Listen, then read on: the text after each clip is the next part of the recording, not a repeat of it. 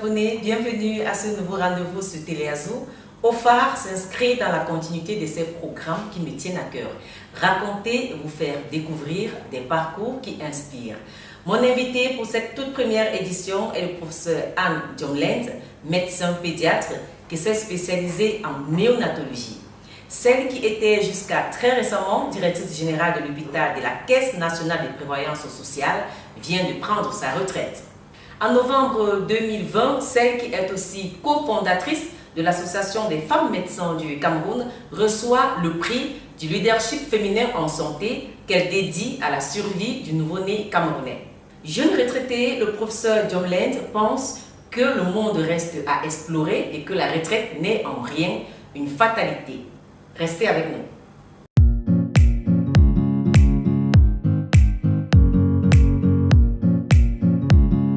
Alors, je le disais tout à l'heure en introduction, vous estimez que la retraite, ce n'est pas une sanction, ce n'est pas une punition. Nous vous avons trouvé dans vos locaux, très occupés. Comment est-ce qu'on se prépare psychologiquement à aller en retraite? Est-ce que c'est aussi évident que ça? Pour se préparer psychologiquement, je dois dire que j'ai toujours été très occupée. Et donc, c'est vrai, j'ai pas vu le temps passer. J'ai pas vu le temps passer. Et j'avais quand même l'impression que mon expérience professionnelle m'a montré que la médecine hospitalière est très importante. C'est pas la seule. Il y a une médecine pré-hospitalière ou communautaire, et j'avais toujours pensé que lorsque je cesserai avec les hôpitaux, je vais beaucoup plus renforcer le côté communautaire. Alors, est-ce qu'on appréhende un peu quand même le moment où on va aller en retraite? Est-ce qu'on appréhende un tout petit peu? Bon, je pense qu'il y a toujours une petite appréhension de l'inconnu. C'est-à-dire que c'est de nouvelles habitudes, de nouveaux rythmes. Du jour au lendemain, quelqu'un qui a fait pratiquement 35 ans dans les hôpitaux, chaque jour va devoir changer de paradigme, on doit dire. Mais c'est une nouvelle aventure. Alors, quand je vous regarde, j'ai l'impression que vous avez encore, vous aurez pu exercer encore 10 ans. Est-ce que 60 ans, ce n'est pas un peu tôt pour aller à la retraite au Cameroun, pour un médecin, quand on sait que selon les chiffres de l'Organisation mondiale de la santé, le Cameroun a un médecin pour 10 000 habitants environ, c'est peu. Et sans compter que chaque année, 30% des médecins qui sont formés vont à l'étranger. Donc du coup, ceux qui sont là, c'est un peu surprenant de les envoyer à la retraite à 60 ans. Oui, je suis d'accord avec vous. Je crois que d'une part, la question de la restriction de ressources humaines dans le domaine de la santé, d'une part. D'autre part, la question des déserts médicaux fait que, en réalité, un pays doit organiser la gestion de ses ressources humaines en santé de manière un peu plus optimale. Et c'est vrai que libérer trop tôt des personnes qui ont encore la capacité de servir serait peut-être pas très très optimal comme politique. Je me rappelle une fois, j'ai fait une mission à côté en Centrafrique dans le cadre de la transmission de l'enfant du VIH, de la prise en charge pédiatrique, et je visitais des structures à Bangui. Et j'étais étonnée parce que toutes les personnes que je rencontrais, je les trouvais un peu âgées, et j'ai cherché à savoir à quel âge ils allaient en retraite, c'est les infirmières et tout. À l'époque, c'était plus de 60 ans. Parce qu'en fait, à cause de la restriction justement de ressources humaines, ils retenaient les personnes un peu plus longtemps.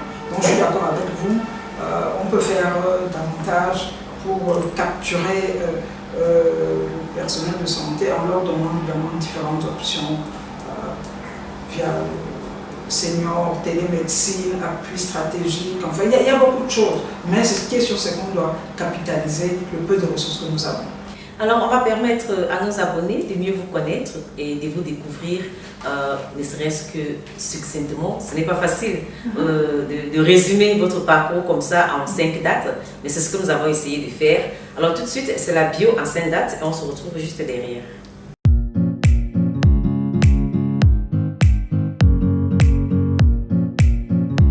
L'univers du professeur Anne-Esther Jomland se partage entre sa vie chrétienne et celle de scientifique. Pédiatre spécialisée en néonatologie, elle a fait de la foi en Dieu le socle sur lequel s'est bâtie sa carrière professionnelle. Prière pour un serviteur de Dieu est d'ailleurs l'ouvrage testament qui est venu consacrer cet amour profond pour le Seigneur. Née à Nancy le 21 septembre 1960, Anne-Esther Lend, fille d'infirmière, décide de donner corps au rêve de sa maman en devenant médecin. Après avoir effectué ses études primaires à l'école du centre de Yaoundé et une partie du secondaire au lycée Dios de Douala, elle opte de poursuivre ses études supérieures en médecine à l'université de Bordeaux, option pédiatrie, avec une spécialisation plus tard en néonatologie. Elle intègre cette école de médecine en 1979. 13 années plus tard, notamment en 1991, elle décide de quitter la France pour venir mettre ses compétences au service de son pays, le Cameroun. Et la première administration qui l'accueille est la Caisse nationale de prévoyance sociale, une administration dans laquelle elle va gravir tous les échelons pour se hisser au sommet. Elle est nommée directrice générale de l'hôpital de la CNPS en juillet 2018. En 30 années de carrière, elle fera également un passage au Comité national de lutte contre le sida et à Synergies africaines.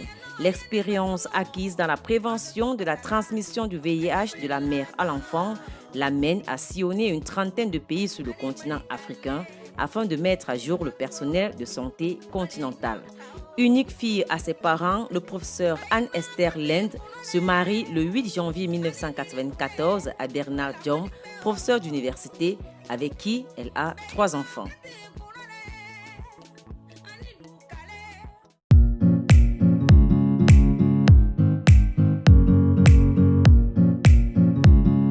Alors, pour ces 30 ans de médecine dans le milieu hospitalier camerounais, est-ce qu'on en sort épuisé ou satisfait tout de même? Je pense que selon la motivation est d'abord personnelle. La motivation est personnelle. Le système, c'est vrai, aide. C'est vrai que vous allez être motivé, vous ne pouvez pas faire des miracles si vous n'avez pas de matériel. Mais c'est là où justement le rôle du médecin est de comprendre qu'il est à la fois acteur de soins, mais également il est acteur de plaidoyer. C'est lui qui doit convaincre l'administration dans un certain nombre de jours en tant que technicien. Et donc personnellement, ça a été une aventure. Je veux dire que je n'ai pas vu le temps passer. Parce que j'ai été très prise. J'ai une carrière clinique, ensuite j'ai une carrière de santé publique, j'ai une carrière d'enseignant, de recherche. Donc ça fait que avec ça, vous ne voyez pas le temps passer. Et aussi, je dois quand même dire que le fait d'avoir été impliqué dans la transmission du VIH de la mère à l'enfant, ça me donnait des objectifs précis et j'ai vu les choses évoluer dans ce sens et c'était assez gratifiant.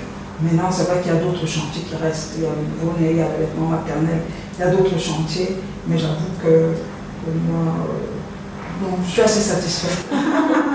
Votre vie familiale, parlons un peu de votre vie familiale. Alors papa, Monsieur Lend avec Kunz était le tout premier ingénieur en mine du Cameroun. Tout à fait, oui, tout à fait. Comment est-ce que vous le décrirez aujourd'hui? Comment est-ce qu'il était à la maison? Père fouettard ou bien super protecteur?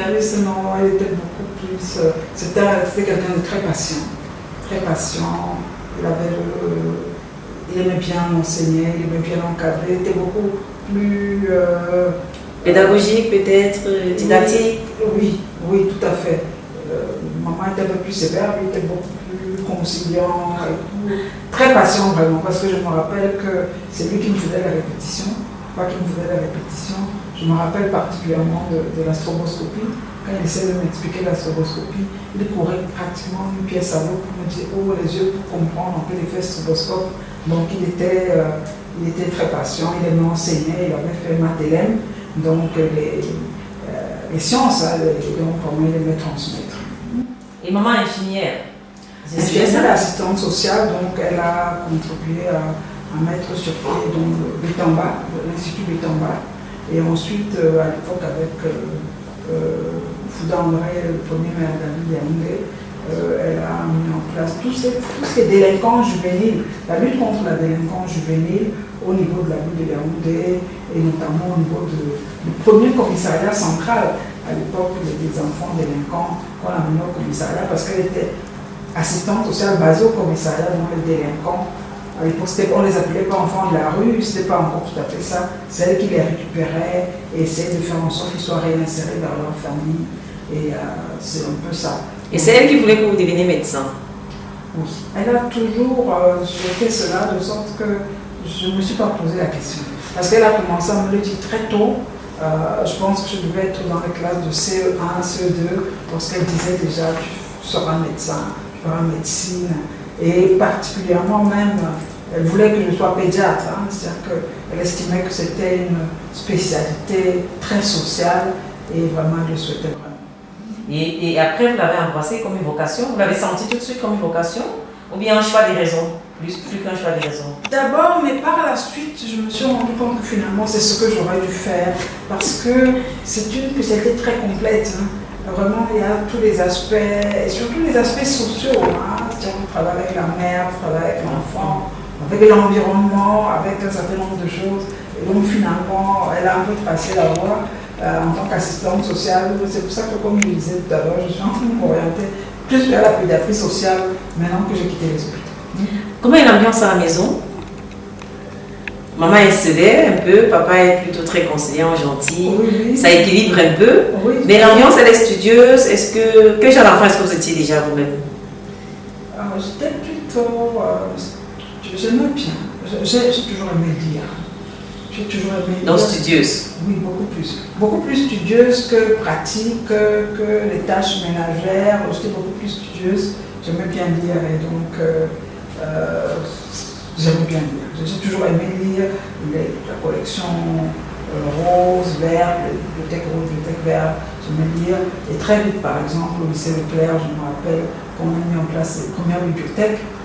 J'ai découvert Perlebuck à l'époque parce qu'il y avait des bibliothèques. Il y avait pas mal de livres. Hein. De la classe de 6e, 5e, on avait accès aux bibliothèques au lycée Leclerc. Et donc, ma passion de lecture était déjà existante à l'époque. Alors, on va marquer une autre pause pour permettre à ceux qui vous côtoient au quotidien de parler de vous. Et ça s'appelle Reflet, chers abonnés. Et notre invité va se voir à travers le regard des autres. On se retrouve juste après pour commenter.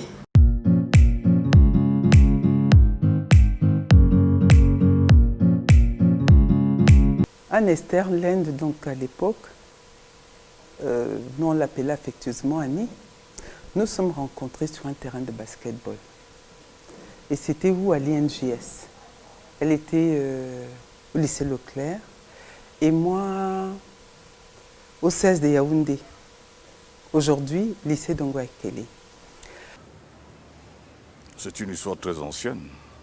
Nous sommes des jeunes élèves au lycée Leclerc. Elle est une promotion derrière moi. Nous sommes des sportifs. Il y a des championnats. Hein, de lycée, notamment pour ce qui est du basketball. Je suis dans l'équipe minime, elle est aussi dans l'équipe minime. Voilà. Moi, j'ai rencontré le professeur la première fois. C'était à une conférence au CIACB, au Centre de recherche Chantal Biya. En réalité, quand je suis revenue, j'ai commencé à travailler à part-time au CIACB, mais je travaillais pour eux auprès du CAS de Kondongo. Et puisqu'ils avaient besoin d'un pédiatre pour le suivi des enfants exposés.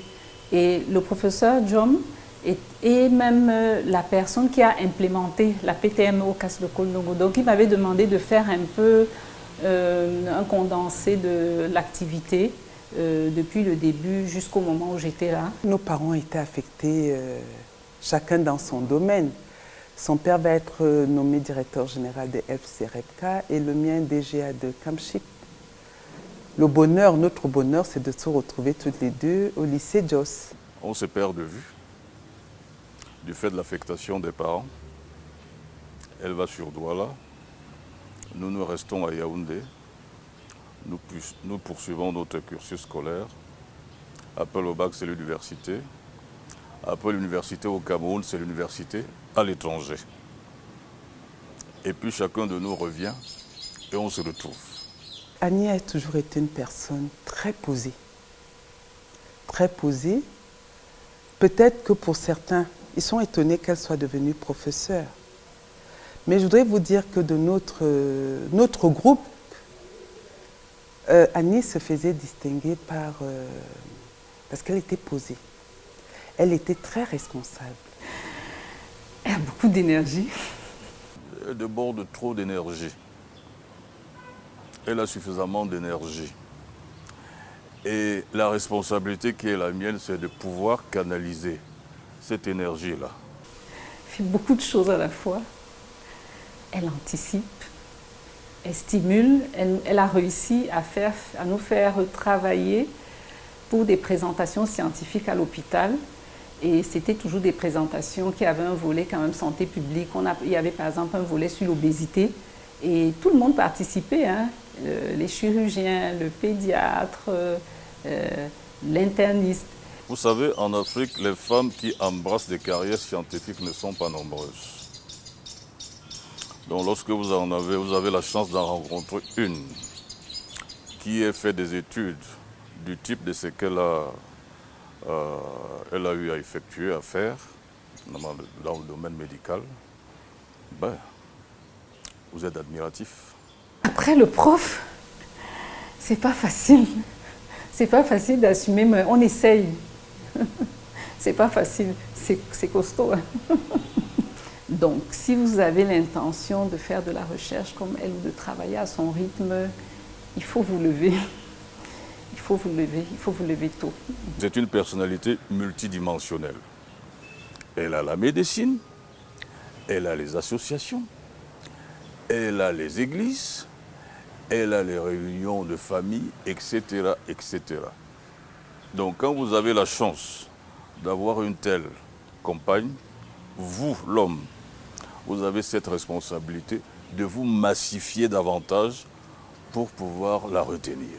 Nous qui avons une certaine expérience du village, des villages d'antan, on était admiratifs lorsqu'on voyait arriver un caterpillar pour tracer des routes ou bien les reprofiler.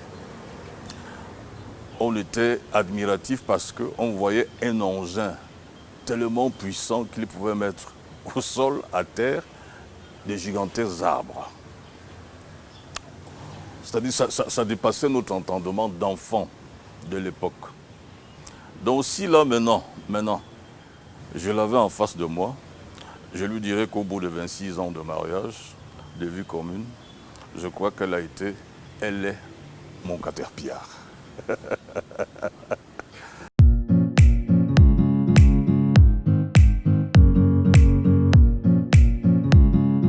Alors, on vient d'écouter M. John, parmi les gens qui ont parlé de vous. Et comment est-ce que le mariage pour vous était une évidence dès le départ? C'est-à-dire qu'à un moment, est-ce que ça faisait partie de vos plans, de vos rêves? C'était une évidence ou bien c'est juste arrivé? Est-ce que c'était une évidence? Bon, c'est vrai que j'ai eu un projet de mariage. Je n'ai jamais envisagé de cheminer toute seule. Mais évidence, peut-être pas, parce que le problème était du choix du conjoint. La question du choix du conjoint est importante dans la mesure où j'ai vécu longtemps en France, on peut dire, une partie de la période de jeunesse, je peux dire. Et à l'époque, on avait quand même l'impression que les standards au Cameroun n'étaient pas les mêmes. Donc quand je rentrais, on disait au Cameroun, il faut être avec un monsieur, il a 10 000 femmes dehors. Donc tout ça, c'était un peu embarrassant pour nous autres qui avons un peu un background un peu mixte, de savoir un peu qu'on va être avec quelqu'un qui a plusieurs entre guillemets bureaux qu'il faut accepter. Donc ça, c'était un peu... Quelque chose de très très toléré en Afrique, dans notre environnement. Voilà, c'est ça. Donc ça, c'est par exemple des choses, je savais que je ne peux pas me retrouver dans ce genre de formule. Ça allait vraiment un peu m'embarrasser. Et puis, c'est vrai que j'ai grandi dans un Cameroun où les perceptions tribalistiques, au départ, n'étaient pas très évidentes. Et puis après, ça s'est un peu accentué. Donc, bon, voilà. Bon, je ne sais pas, je peux dire, je sais pas, je pense que je réponds à la question. C'est vrai que j'ai toujours pensé fonder une famille. J'estimais que, en plus en tant que pédiatre, qui est quand même un peu un pilier de la santé familiale, j'estimais que rien que dans ce modèle professionnel, il fallait également être ancré dans un cadre qui soit un peu reconnu. En pédiatrie, on connaît les pathologies, les enfants, on connaît la typologie des familles monoparentales, on connaît la typologie des enfants parents divorcés, donc je pensais qu'il valait mieux que je cadre un peu avec ce projet professionnel et familial. Qu'est-ce qui apparaît comme le déclic pour vous au moment de faire votre choix? Qu'est-ce qui vous pousse à dire oui à M. Diom? C'est quoi le déclic? Il y a l'élément déclencheur qui va être différent des autres, qui va vous dire voilà, c'est mon choix. Je pense que bon, déjà il y avait des questions un peu sentimentales, le feeling. C'est ça, le feeling comme vous dites. Au départ, je pense que ça a été un peu déterminant, Et puis, j'ai envie de dire que c'est un peu ça. Même comme il y avait quand même des petites différences entre nous. Comme quoi? Culturelles. Culturelles. Parce que M. Diom, il vient de... C'est-à-dire que nous venons de la même région du Cameroun, mais avec des backgrounds un peu différents. Moi, j'ai grandi complètement en ville, puis ensuite à l'étranger.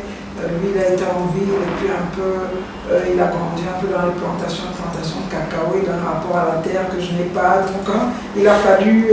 trouver le moyen de concilier tout cela. De mixer un peu tout ça. Ça fait que les fondamentaux au départ n'étaient pas tout à fait bons. Au début, chaque fois il me disait de toute façon les différences peuvent également être capitalisées pour former quelque chose de nouveau. Vous étiez comme deux personnes totalement opposées dans leur environnement, dans leur façon de vivre, oui, et bien évidemment dans leur façon de penser même peut-être. Oui, même dans les façons de penser sur certaines valeurs. Bon, c'est quelqu'un qui est un peu traditionnaliste africain, j'ai envie de dire, donc ce qui n'est pas tout à fait.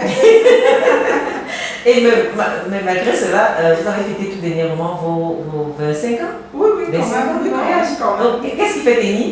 Sur quoi est-ce qu'on s'appuie pour tenir? Sur quoi est-ce qu'on s'accroche? Parce que nous, les jeunes, quand on regarde les gens qui fêtent 20 ans, 25 ans, nos parents, on se dit, mais comment ils faisaient eux?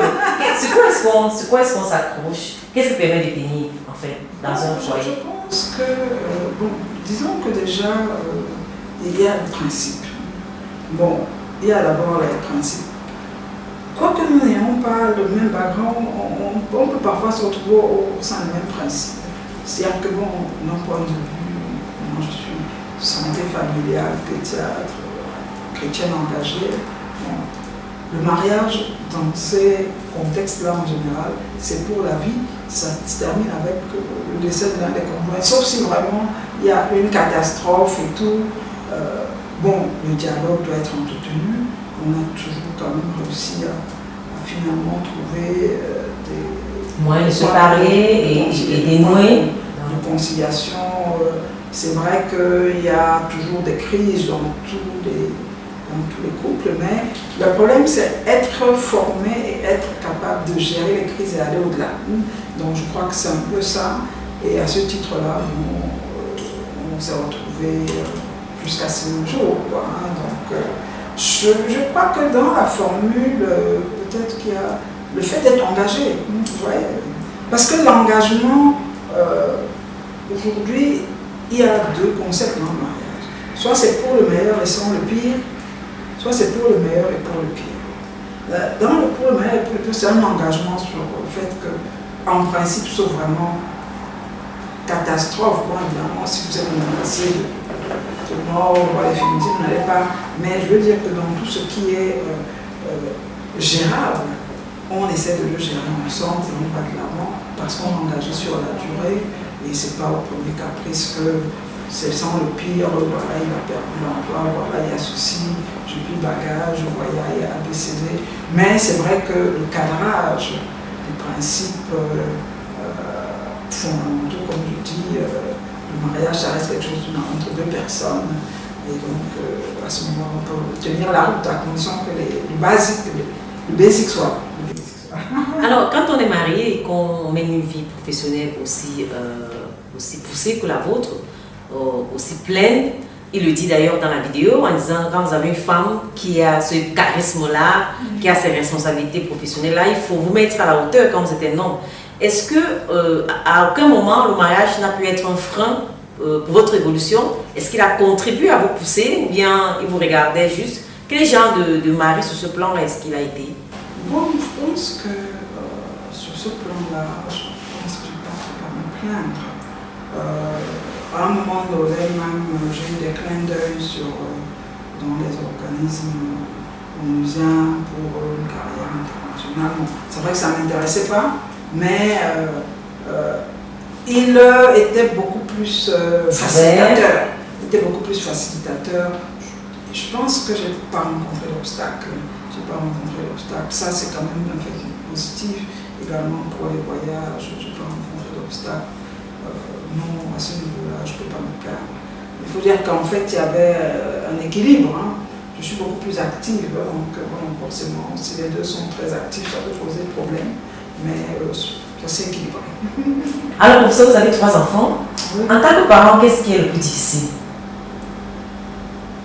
Bon, je pense que on a l'habitude de dire l'enfance, ça va nous avoir 18 ans, en fait, un enfant, mais l'adolescence commence à 10 ans.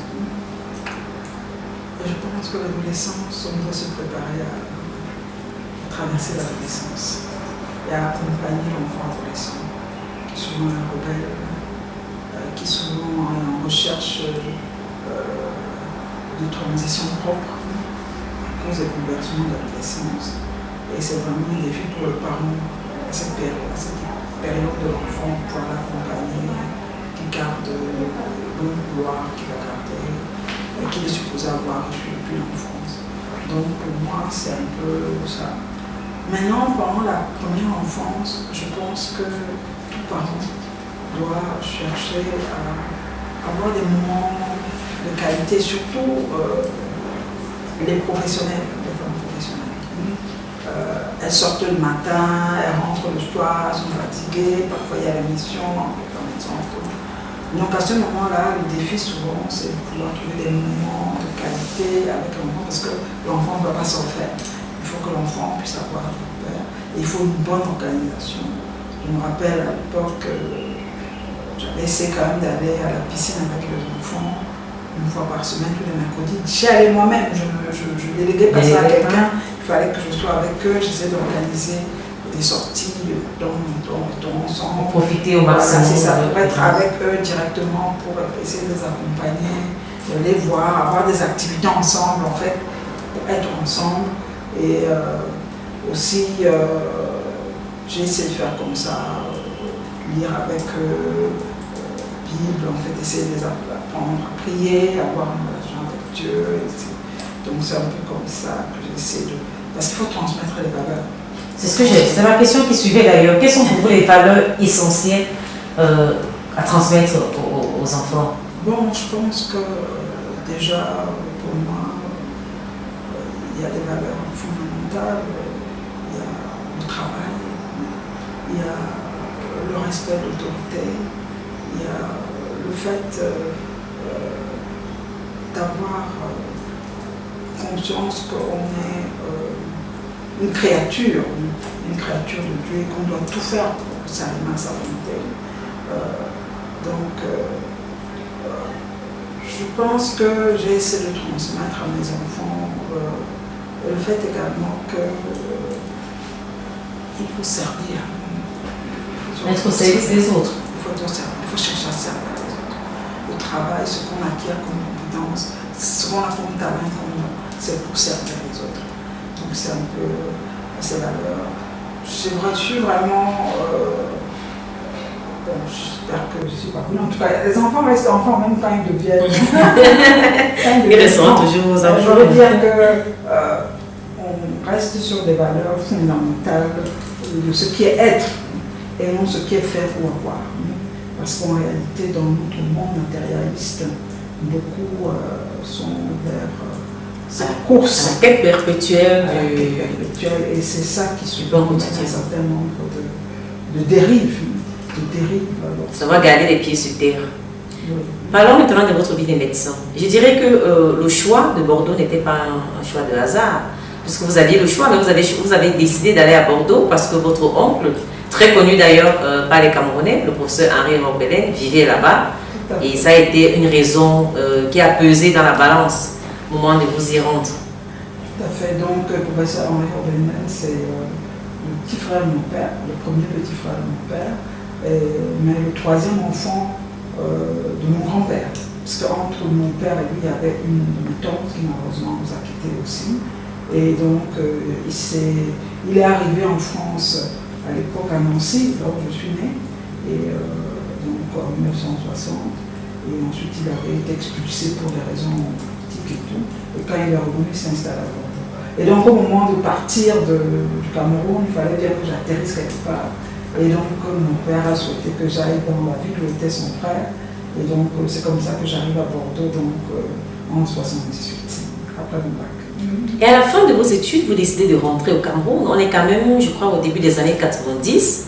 Vous avez deux propositions alléchantes, mais vous choisissez de revenir alors que le contexte politique n'est pas des plus stables et certains. Quelle est la motivation première qui vous amène à rentrer? Bon, je dois dire que je rentre un peu après les villes mortes. J'arrive au Cameroun un peu après les villes mortes.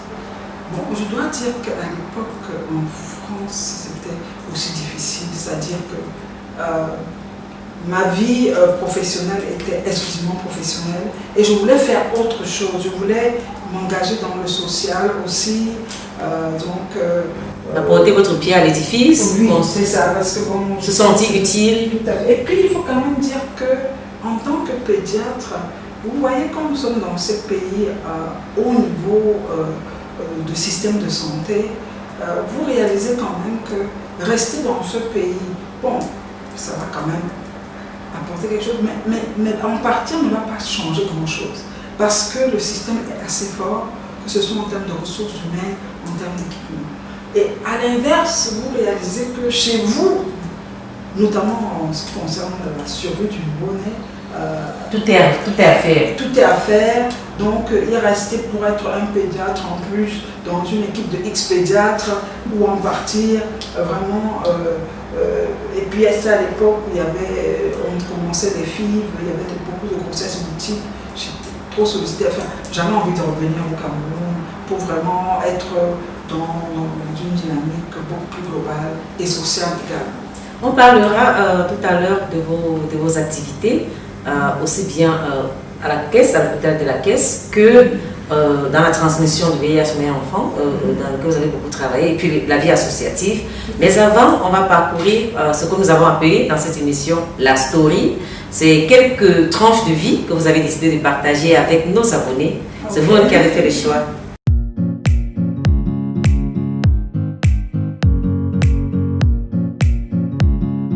Alors là, vous êtes avec la première dame. C'est une photo que vous avez choisie pour feuilleter ici. Pourquoi?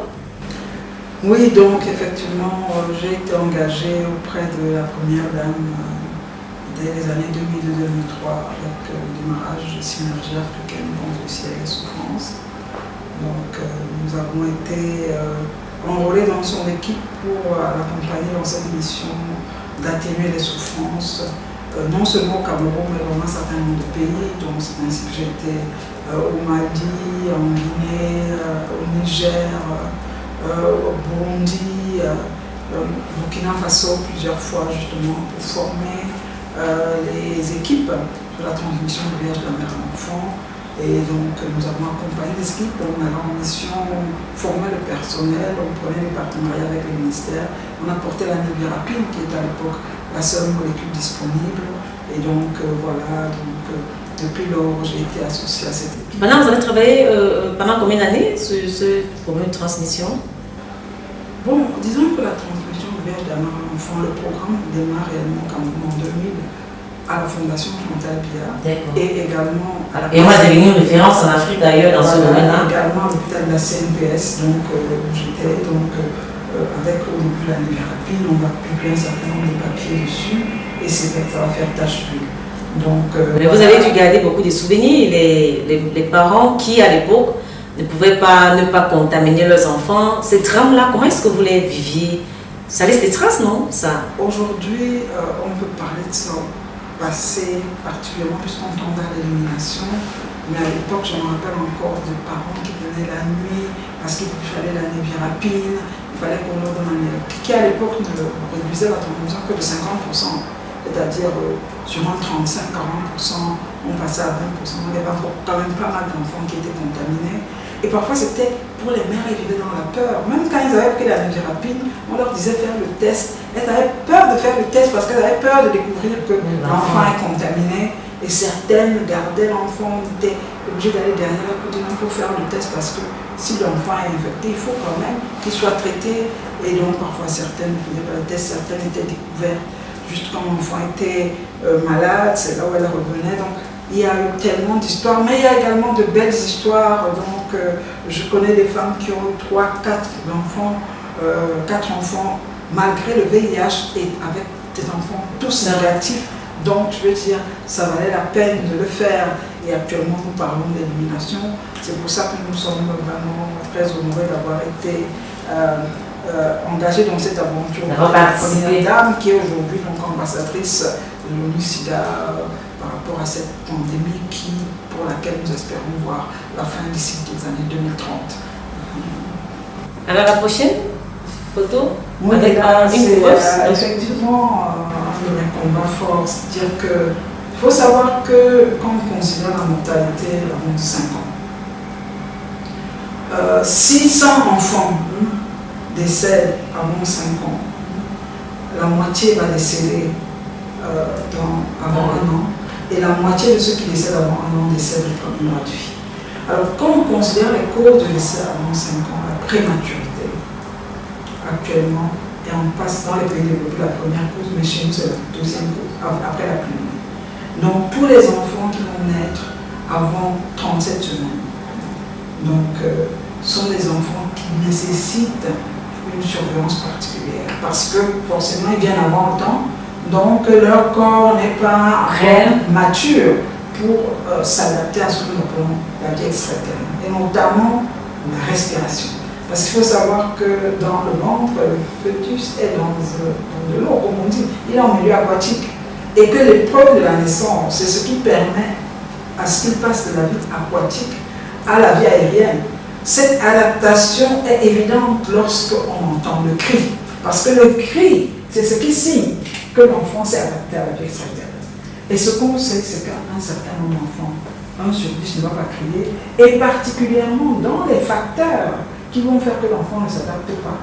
Un de ceux-là, c'est la prématurité, parce que l'enfant n'est pas avant.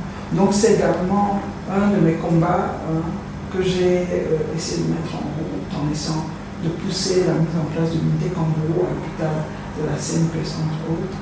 Et nous continuons justement à travailler dans ce sens, la lutte contre l'anémie du prématuré, parce que c'est également un problème et un certain nombre de choses, des combats qui sont encore en chantier.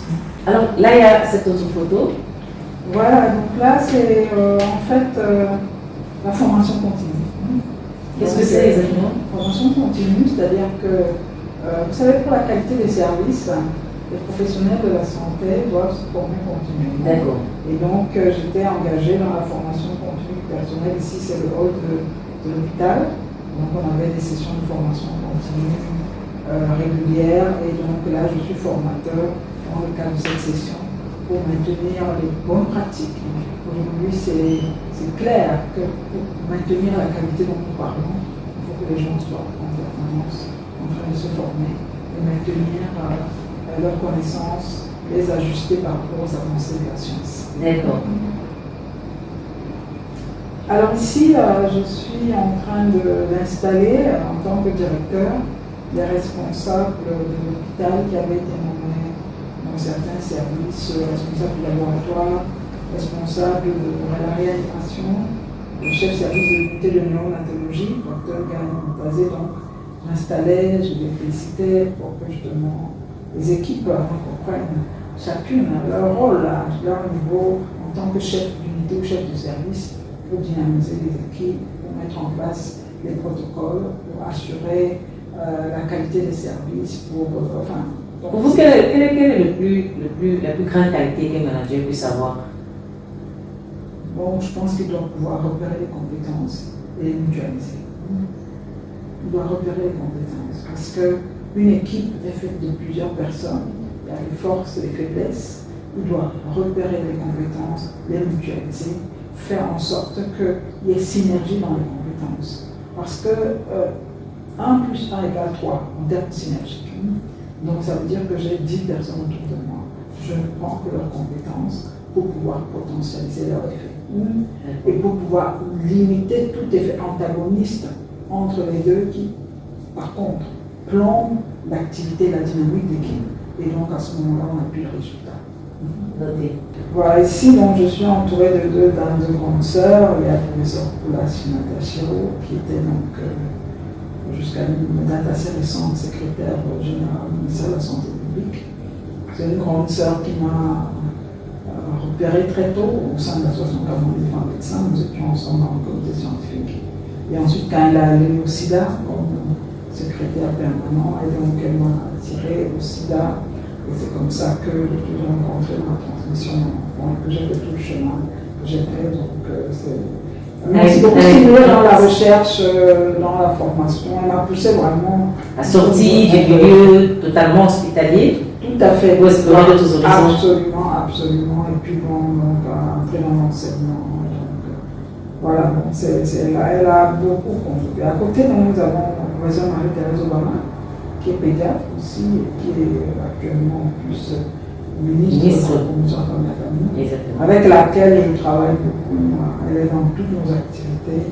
L'association camerounaise des femmes médecins, elle est toujours présente. Elle a été récemment à notre première cérémonie de remise de award. Nous avons eu la première femme médecin au Cameroun, qui malheureusement nous a quittés également en cours d'année, le professeur Gladys, qui a reçu l'award de ses propres mains, qui malheureusement nous a quittés en clinique. Donc elle est avec nous, donc c'était une réunion du ministère, et donc nous avons pris. Vous avez tenu à rendre hommage à ces deux grandes dames. Tout à fait, tout à fait.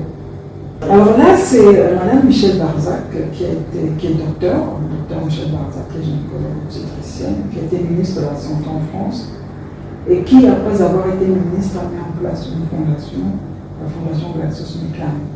Cette fondation, j'ai travaillé avec cette fondation à travers d'autres ONG à l'hôpital. Elle appuyait le sida, les efforts faits dans la lutte contre le sida, notamment tout ce qui est service, accès aux soins. Et donc nous avons travaillé avec cette fondation, alors que Mme Barzac a présidé, pour introduire la PTM à Yaoundé, à l'hôpital La Caisse, mais également à l'hôpital La Quintini, également dans le Nord, à Pointe du Nord, à l'hôpital Carlois, à Figuil, à Pitoa, à Lac d'Eau. En fait, j'avais fait pratiquement le Nord à l'aide justement de l'annexe du centre Pasteur de Garoua. Donc, nous avons vraiment travaillé avec cette fondation. Nous avons mis également en place des programmes d'éducation thérapeutique du patient. Parce que vous savez, le problème de la maladie aiguë, si vous êtes malade aujourd'hui, vous avez la fièvre et tout, on vous demande de prescrire le traitement paludien pendant 3 jours, vous allez le prendre. Parce que vous ne vous sentez pas bien, vous allez le prendre. Mais par contre, la maladie chronique, lorsqu'on vous dit de prendre un traitement pendant 1 mois, 2 mois, 3 mois, souvent vous ne sentez plus les symptômes. Et vous devez continuer à prendre le traitement. Et c'est pour ça que beaucoup de gens abandonnent le traitement. Et donc, dans ce cadre-là, il y a un certain nombre de programmes qu'on appelle les programmes d'éducation thérapeutique du patient. Et ça, on a mis ça en place. Grâce également à la fondation Klein, qui aide donc justement, qu'on parle du VIH, à avoir une charge virale indétectable, parce qu'on continue à prendre le traitement, même si on ne sent plus rien. Et c'est ça, en fait, qu'on veut, que les gens soient normaux. On peut vivre normalement avec le VIH. On n'est pas obligé de mourir, on n'est pas obligé d'avoir la diarrhée, on n'est pas obligé de maigrir. Si on prend son traitement, c'est une maladie qui nous permet de vivre normalement. Merci beaucoup, professeur John, d'avoir partagé avec nous ces souvenirs.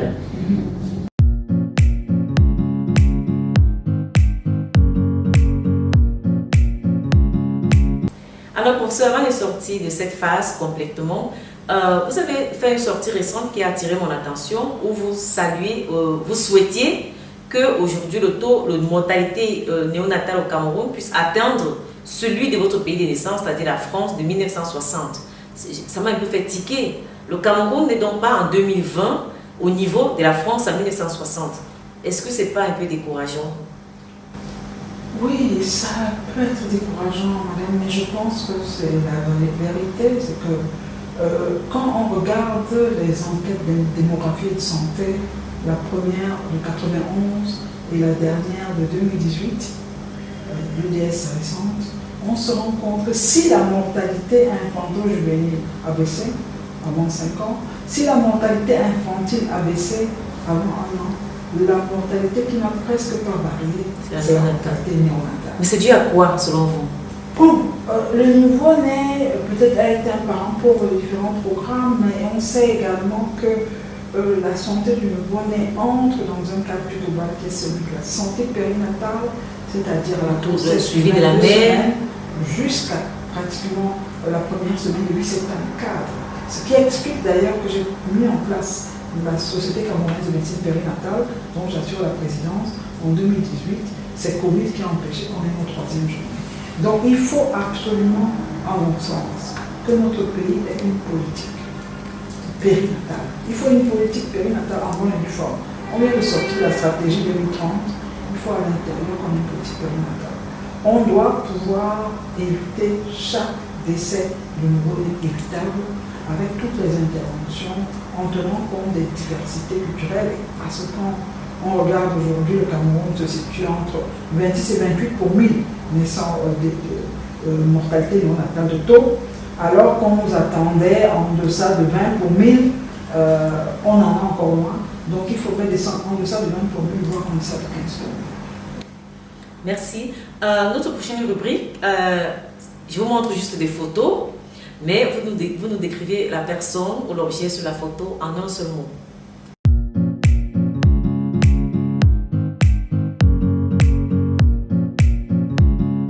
Ça vous dit quelque chose? La forme? Covid, exactement. Cette année 2020, comment un médecin comme vous, comment est-ce que vous avez vécu cette pandémie de coronavirus? Bon, je pense que c'était une expérience unique, donc de voir comment est-ce que du jour au lendemain, tout un système doit se réajuster par rapport à une attaque pandémique de cette nature, parce que c'est rapidement devenu une pandémie, et demandant totalement une réorganisation des soins, parce que forcément il faut créer plusieurs pouvoirs. Et en tant que gestionnaire d'une formation sanitaire, j'ai vraiment eu à toucher du doigt le problème, parce qu'il fallait en même temps gérer la pandémie, mais en même temps continuer à assurer les autres services, parce que c'est pas parce qu'il y a la pandémie Covid qu'il n'y a plus de prématurés, qu'il n'y a plus le paludisme, qu'il n'y a plus autre chose, donc il fallait, d'ailleurs on a constaté que au titre de l'équité du droit à la santé, maintenir les pouvoirs prioritaires et tout en maintenant également un rythme de vie à peu près normal à l'hôpital. À l'hôpital, cela dit, c'est vrai, c'est une pathologie qui se transmet avec le risque que vous connaissez, donc il a fallu quand même réduire la densité hospitalière, maintenir les distances à l'hôpital, créer des plannings alternatifs par exemple, pour justement qu'il n'y ait pas trop de monde à l'hôpital. Bon, je suis contente parce que j'ai géré un hôpital où on n'a pas eu de casse, en tout cas pas dans le personnel, et donc je crois qu'on a appris beaucoup de choses. Et en plus, nous avons utilisé cette opportunité pour mettre en place un type de services, notamment les services à domicile, les services à domicile. Et j'ai eu beaucoup de mamans, je suis en train justement d'écrire dessus, qui étaient très contentes. Sorties de l'hôpital, on venait leur faire des soins de suite à la maison.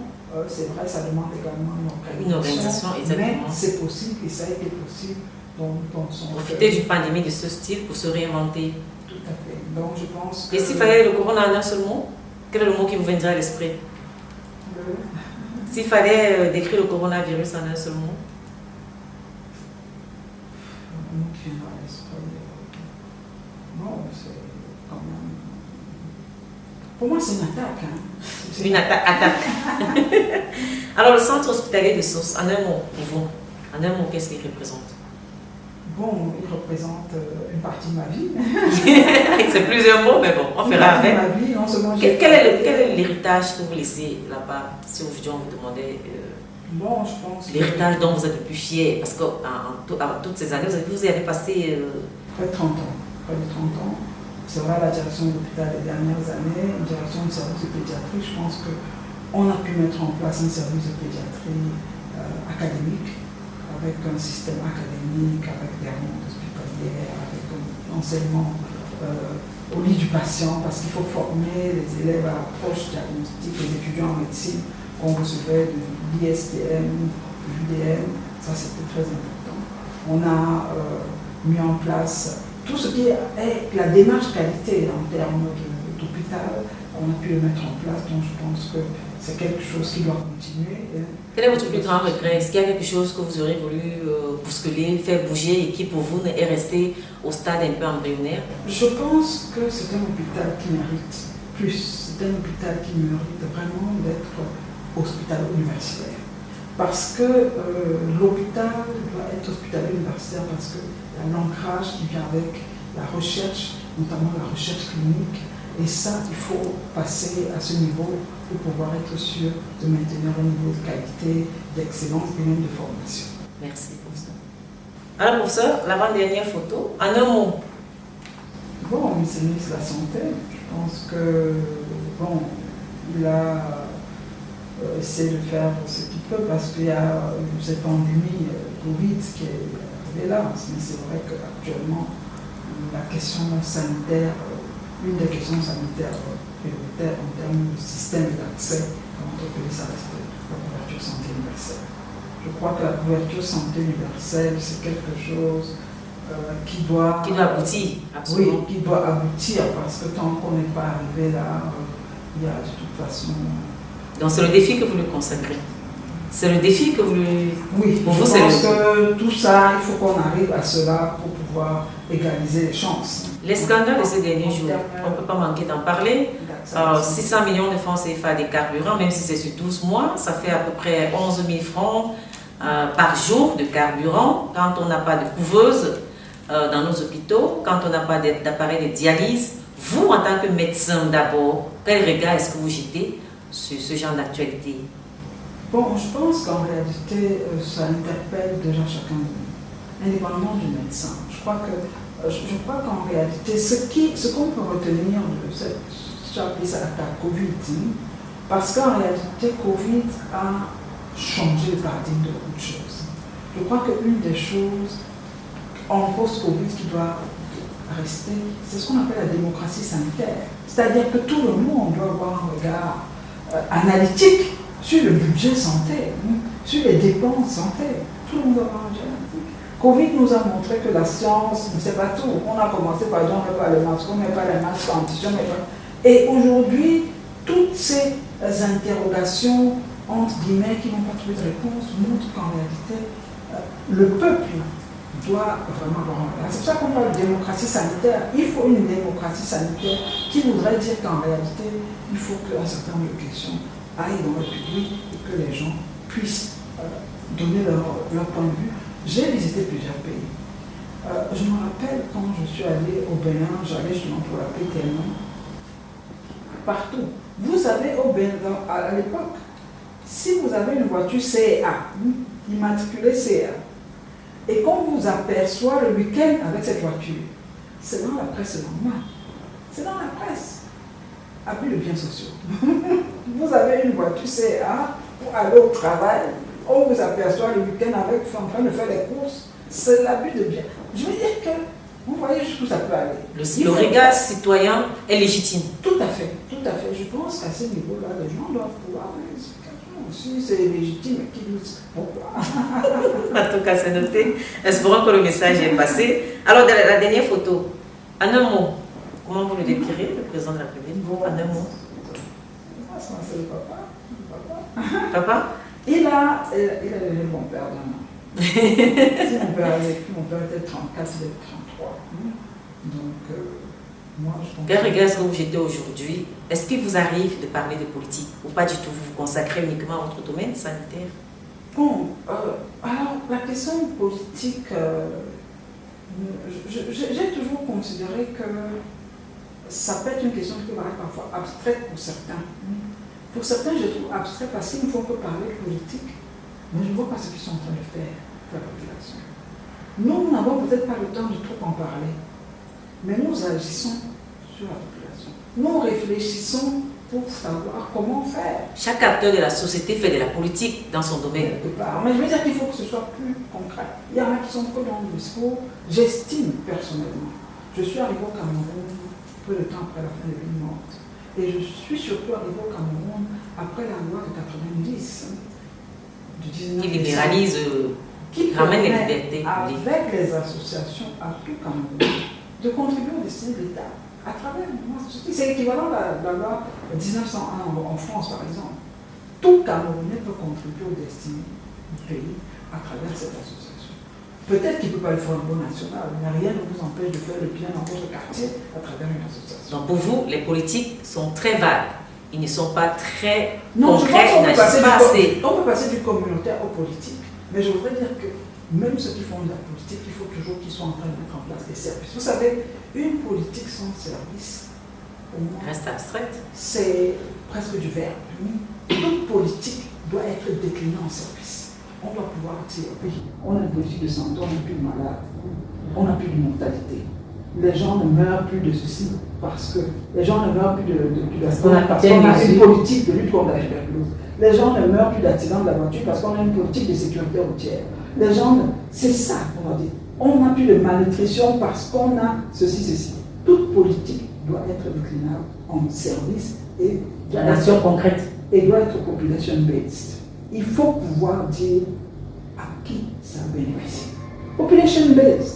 Donc le reste là, pour moi, Merci pour ça. On va sortir par Face B, ce que nous avons décidé d'appeler cette rubrique Face B, où les abonnés vous découvrent sous un autre jour, vous chantez.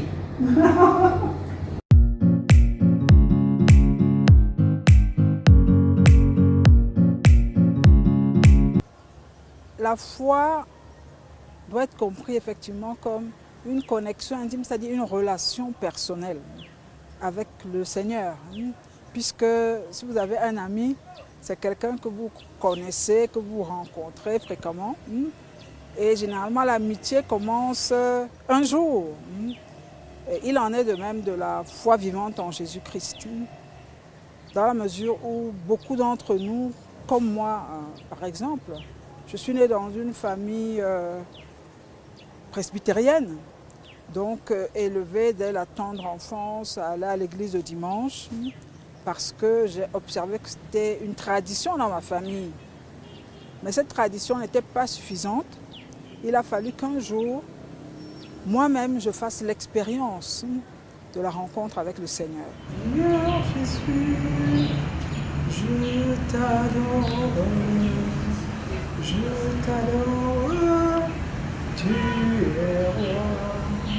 Seigneur Jésus, je t'adore,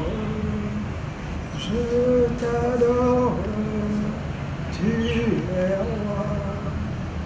Tu es roi le matin, tu es roi à midi, tu es roi dans la nuit, tu règnes à jamais. Tu es roi le matin, tu es roi à midi, tu règnes dans ma vie, tu règnes à jamais.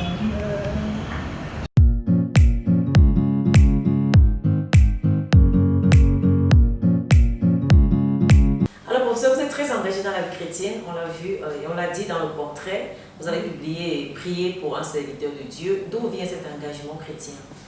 Bon, il y a d'abord le background quelque part. Mon grand-père était pasteur. Donc déjà, il y a eu un environnement traditionnel. Aller à l'école du dimanche, un certain nombre de choses. Apprendre à respecter un certain type de standard. Des principes. Tout à fait, des principes bibliques. Et puis ensuite, effectivement, je me suis expatriée en France.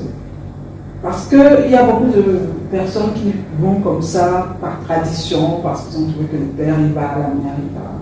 Mais après, il faut une expérience personnelle. Et cette expérience, je l'ai eue lorsque j'étais en Europe, à la fin de mon séjour. J'ai eu cette crise pour me réajuster, me réconcilier, j'ai envie avec le Seigneur. Et depuis lors, je je vis dans ce canal. On a souvent l'impression que la science est très cartésienne, est science, alors que la foi fait plus appel à l'espérance qu'à la raison, qu'à la science, justement. Donc, comment vous considérez ça, fille de scientifique, nièce de scientifique, scientifique vous-même, mais très chrétienne? On a presque l'impression que c'est opposé. Comment vous considérez ces facettes-là? Je pense que la science, il y a beaucoup de scientifiques qui ont une foi structurée. Donc, je pense que la plupart des choses que nous vivons en général, quand on a compris que le Dieu que nous servons est omniscient, omnipotent, c'est lui qui nous l'a servi pour découvrir même ces choses scientifiques que nous trouvons. Donc il n'y a vraiment pour moi aucune incompatibilité. Et justement, la science qui, en plus, est soutenue, alimentée, nourrie par la foi, a plus la chance d'être une science qui a une âme et qui justement est plus porteuse de vie que destructrice de vie. Donc pour moi, il n'y a vraiment pas de contradiction. Alors, on s'achemine tout doucement vers la fin de cette émission. Quel est votre plus beau souvenir, vraiment marquant en tant que médecin? Bon, en tant que médecin, le plus beau souvenir, bon, et j'ai beaucoup de souvenirs. Bon, je peux quand même dire que une de mes gardes, les plus particulières, les plus chaudes, c'est ce qui avait d'ailleurs fait que je décide d'écrire un guide pour la prise en charge. J'ai d'abord fait un guide que j'ai utilisé dans l'hôpital, peut-être que bientôt on va pouvoir sortir. C'était une de mes gardes les plus sévères dans les années 2000. C'était une garde à cette période de fin d'année, puisque comme on est dans les hôpitaux, il faut savoir qui c'est qui sera de garde à Noël, qui c'est qui sera. Personne ne va être de garde, tout le monde va être en famille. Et donc j'étais arrivée ce jour-là. J'ai commencé même par l'ancien bâtiment et tout, je suis arrivée traitée. Quand j'arrive dans la salle du nouveau bâtiment, je découvre une enfant totalement déshydratée et je vois les urines, elle avait pratiquement uriné dans tout un bocal. Je dis à l'infirmière, mais c'est pas possible, elle ne peut pas être déshydratée, uriner comme ça. Immédiatement, je pense à un diabète. Un diabète, effectivement, c'est un diabète inopérable, massif, parce que la norme est que si vous êtes déshydraté, vous n'urinez pas. Si vous continuez à uriner alors que vous êtes déshydraté, ça veut dire qu'il y a une fuite. Et donc c'était un diabète massif. Et c'était une acidocétose, comme on dit. Et je l'ai gérée, j'ai pu la sortir de là. Et c'est peut-être un de mes succès en garde qui restera longtemps. J'en ai d'autres comme ça également sur des méningites que j'ai rattrapées et qui, et souvent les parents reviennent là à la méningite, je dois dire rattrapée. Donc, la médecine est gratifiante parce qu'on a quand même l'impression qu'on a fait quelque chose qui a changé le cours. C'est quand même le combat pour la vie. Mais la situation des médecins au Cameroun, ils se plaignent quand même beaucoup. Vous pensez qu'il y a des efforts à faire dans ce sens-là, dans le traitement? Oui, le fait qu'il y a quand même une vocation à suivre, qu'on doit soigner des gens? Je suis d'accord. Je suis d'accord que j'ai eu la chance, le privilège d'être quand même dans un environnement qui me permettait de faire une médecine acceptable, tant au point de vivre de ma vie personnelle que des services que je pouvais rendre.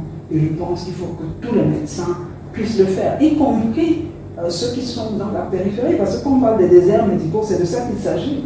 Pour accepter quelqu'un d'aller très loin, il faut quand même qu'on assure un minimum de confort pour lui et pour sa famille. D'accord, docteur. Alors, on vous remarque très présent sur Twitter, notamment depuis cette année 2020. Qu'est-ce qui a été le déclic? Oui, je pense qu'effectivement, Covid est arrivé, et puis j'ai eu à prendre les congés parce que je me parlais, et puis comme ça, j'ai commencé juste parce que, bon, quand vous êtes un peu à la maison, vous savez, Covid nous a tous bloqués au Cameroun. Moi, je n'avais pas l'habitude de passer une année comme ça sur place au pays, donc je me déplaçais beaucoup. Et donc, pendant les vacances, étant sur place, une fois, je me suis donc un peu plus autant sur les réseaux sociaux.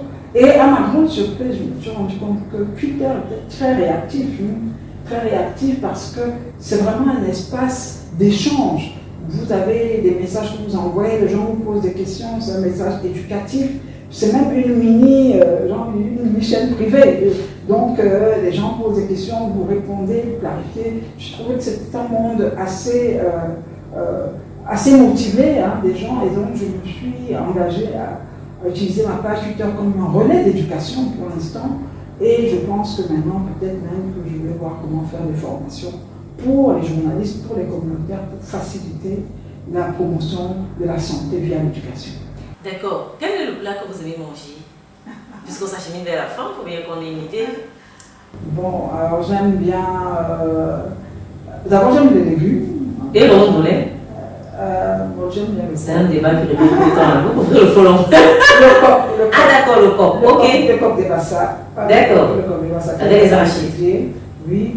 Moi, j'aime bien le poisson passé. C'est un plat que vous pouvez manger presque tous les jours, ce serait lequel? Poisson braisé ou le coq? Ce serait plutôt le poisson passé. Alors, vous êtes plutôt novella ou journal télévisé? Moi, le journal télévisé, c'est vrai que j'étais très assidue. Pendant que vous étiez très sur. Parce que vous étiez obligé avec la sédentarité, Oui, et tout ça. absolument. Mais sinon, vous préférez quoi comme programme télé? Vous ne regardez pas du tout la télé? Vous n'êtes pas télé? Fondamentalement, je ne suis pas très écran. Je suis plus lecture, fondamentalement. Mais c'est vrai qu'avec l'actualité, j'ai essayé de voir. Encore qu'aujourd'hui, la plupart des informations, je les ai via Twitter. avant le journal, donc, parce que Twitter commence à avoir un espace. C'est un monde que j'ai découvert et qui, pour moi, je pense que je vais continuer dans Twitter parce que c'est un monde. Alors, avant de se séparer, est-ce que vous avez une phrase ou une citation qui pour vous représente, quand vous voulez vous donner un peu de punch, dans les moments difficiles, vous avez besoin de motivation, c'est laquelle pour sortir de cette émission? Bon, ma citation préférée, qui est celle que je cite souvent, hein, elle est restée en mémoire de beaucoup de mes collaborateurs, c'est poursuivre l'excellence, oublier son dernier succès, en apprenant de son dernier échec. Oublier son dernier succès en apprenant de son dernier échec. Je crois que quand on retient qu'il n'y a pas d'échec, si vous pouvez apprendre de l'échec, ce n'est plus un échec. Donc, apprenez de chaque situation. Ça fait que l'échec, finalement, sera une leçon. Sur l'école de l'apprentissage et sur cette poursuite de l'excellence. Merci beaucoup, professeur Diom, d'avoir accepté de vous raconter sur OFAR. C'est moi qui vous remercie. Chers abonnés, c'est la fin de cette édition de OFAR sur Téléazo. Si vous avez aimé, n'oubliez pas de nous laisser un like avant de partir.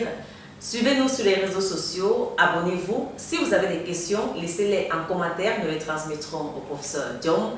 Et surtout, restons connectés et prenez soin de vous. Et je vous retrouve quant à moi très prochainement pour la découverte d'un nouveau profil. Restons connectés.